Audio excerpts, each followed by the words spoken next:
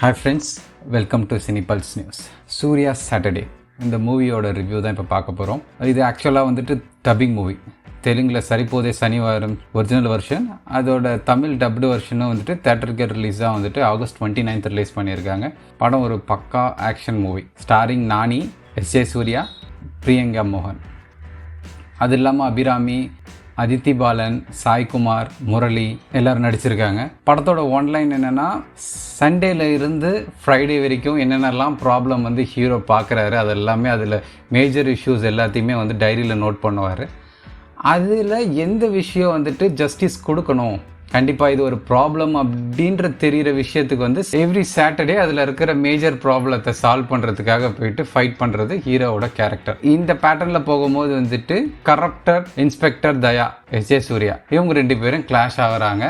அதுக்கு அடுத்தது என்ன நடக்குது அப்படின்றது தான் கம்ப்ளீட் கதை. படம் ஸ்டார்ட் ஆன உடனே வந்து ஃபஸ்ட்டு சீனே வந்துட்டு நம்ம ஹீரோ எல்லாத்துக்குமே கோவப்படுறாள். சாய்குமாரும் அபிராமியும் பேரண்ட்ஸ், அவங்களோட சிஸ்டர் அதித்தி பாலன். ஸோ சின்ன வயசுலேருந்தே வந்துட்டு ஹீரோக்கு ரொம்ப கோவம் அதிகமாக வரும். இந்த கோவத்தை கட்டுப்படுத்த முடியாமல் வந்துட்டு எல்லாரையும் வந்து ஃபைட் பண்ணுறது.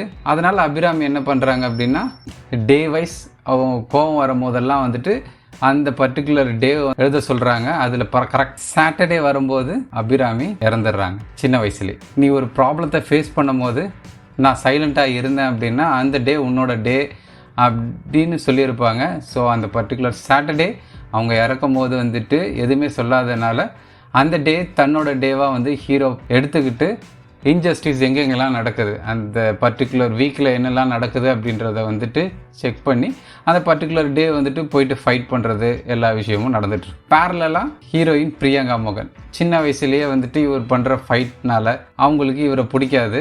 As usual commercial story. அவங்க ஒரு சில விஷயத்தினால வந்துட்டு அவங்க பிரிஞ்சு இருப்பாங்க.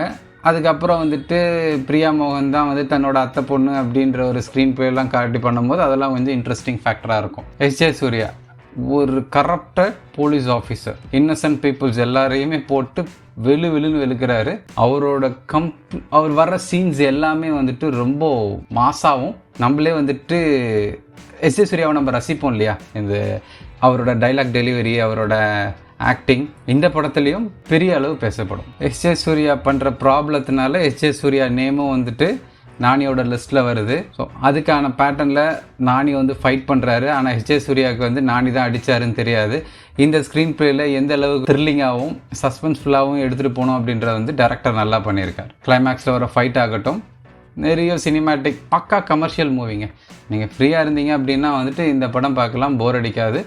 கம்ப்ளீட் பேக்கேஜோடு வந்துட்டு ஒரு படம் பார்க்கணும் அப்படின்ற மாதிரி உங்களுக்கு ஒரு ஃபீல் இருந்துச்சு அப்படின்னா இந்த படத்துக்கு நீங்கள் போகலாம். இது ஓடிடியில் எப்போ ரிலீஸ் ஆகுதுன்னு தெரியல, வந்துச்சு அப்படின்னா அந்த அப்டேட்டையும் ஷேர் பண்ணுறேன். இந்த படத்தை ஆல்ரெடி நீங்கள் பார்த்துருந்தீங்க அப்படின்னா வந்து உங்களோட கமெண்ட்ஸை ஷேர் பண்ணுங்கள். தேங்க்ஸ் ஃபார் வாட்சிங். Please subscribe.